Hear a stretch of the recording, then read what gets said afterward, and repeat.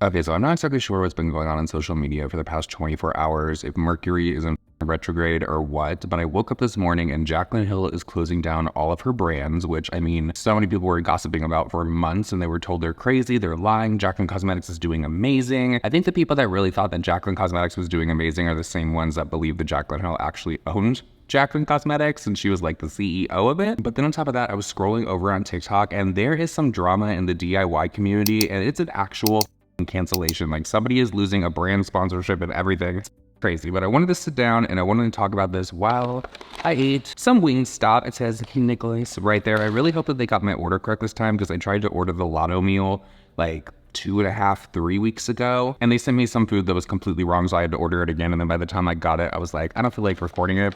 This isn't like the official Lotto meal because I personally do not like bone-in wings. I just cannot do it. I don't know why, but it's like so messy food.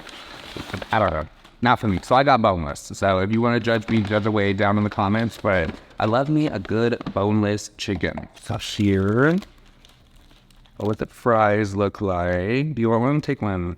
Delicious. And then this is my 20-piece chicken. I believe that this whole entire meal on DoorDash is $19.49. I'm not sure how much it would be in the restaurant. I've actually stopped using Uber Eats altogether and canceled my membership because someone told me that if you go and look at the different apps, prices of food is completely different. I went over to Uber Eats and looked at the chili cheese burrito. It was like $2 more than what it was on DoorDash. Like, oh, $6 for a chili cheese burrito? Have you lost your mind? Of course, got some blue cheese, hopefully not to spill it on my laptop. Do you prefer blue cheese or ranch when it comes to chicken? I've always loved blue cheese. People think that's like crazy. Ranch, I've never been that big into it, to be completely honest. I think this one is the garlic parmesan. I got that because I used to work at Pizza Hut back in the day. I'm talking like 2004, 2005. And the garlic parmesan was always so good then, and that was actually the #1 seller for wing flavor back in the day at Pizza Hut. This is just regular hot sauce. I don't know, everybody's hot sauce is completely different. Last time I got mild, so we'll see about that. And then this is the lemon, I believe this is called like lemon pepper remix. Go with the lemon pepper first.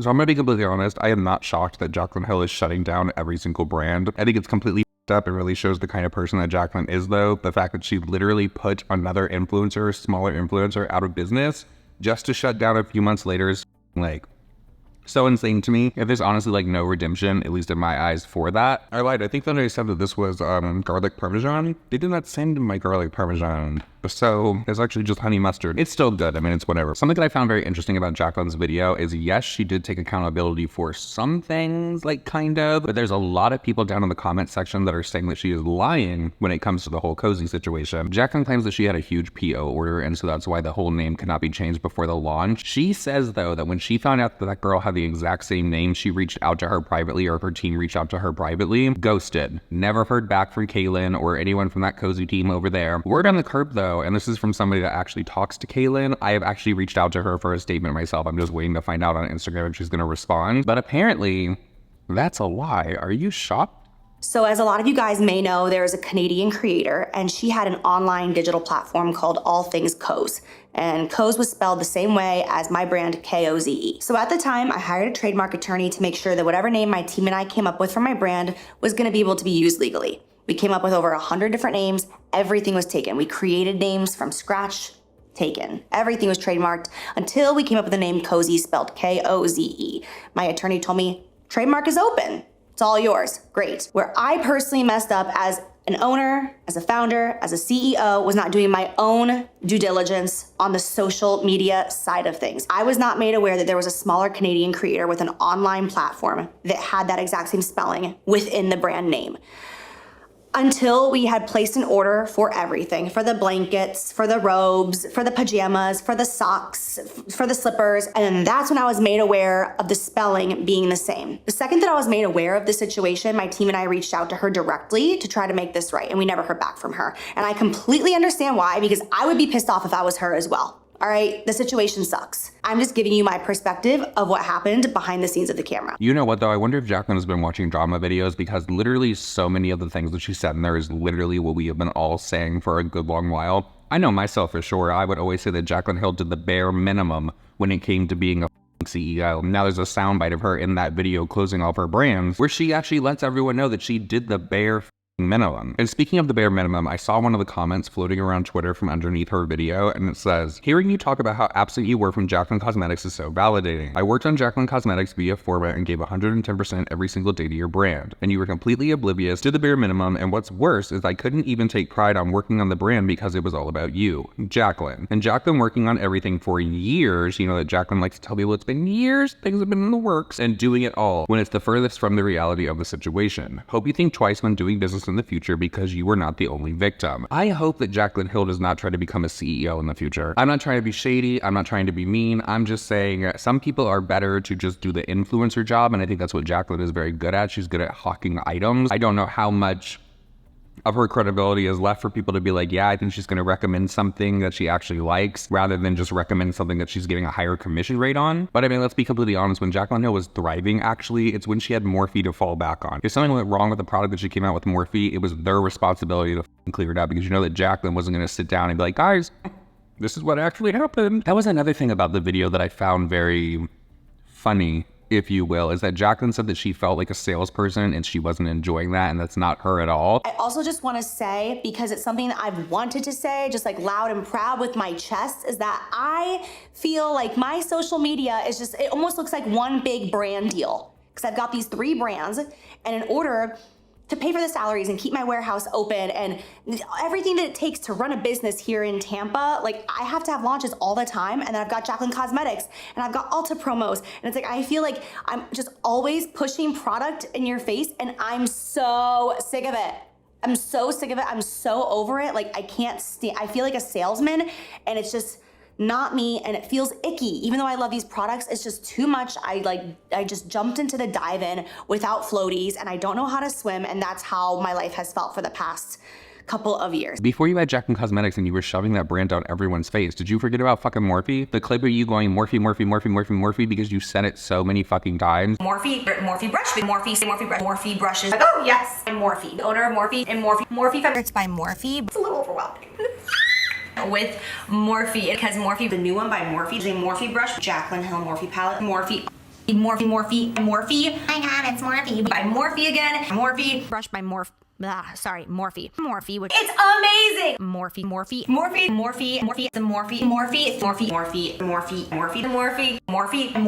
I love it so much. Carl, you're a salesperson through and through. Could sell water to the ocean if you wanted to. You honestly want people to believe that going forward, you're not going to continue to be a salesperson. You're not going to come on camera and tell people about products that you want them to go buy with a magically link that you're not going to disclose?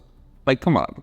Come on. So moving on from that, some other drama that I've seen going on in the DIY community, which is like so crazy. Like, y'all, I was literally watching this video clip, the original video clip before it was deleted, with my mouth open, just how stupid and ridiculous the complaint this lady was having. So there's a user over on TikTok in the DIY community. She goes by Tay Bebop, and she decided that she was going to call out another creator. This creator has, like, at the time had 1.7, 1.8 million followers. Since this drama though, she's actually reached 2 million followers because people obviously sided with her, and her name is Karen Joy. Let me just break this clip down for you before you actually see it. Tay Bebop was upset because somebody DM'd her and said that Karen Joy has been ripping her off for a good long while. Now, when you watch this clip, you're going to see all of these things that she's complaining about, saying that Karen Joy copied her. In my own opinion, they are the ugliest things that I've ever seen. Like, I would just be happy that somebody was taking inspiration and being like, okay, let me put this on my wall as well. Some of them are very similar. Some of them are very like, let me copy your homework, and you steal the homework and you actually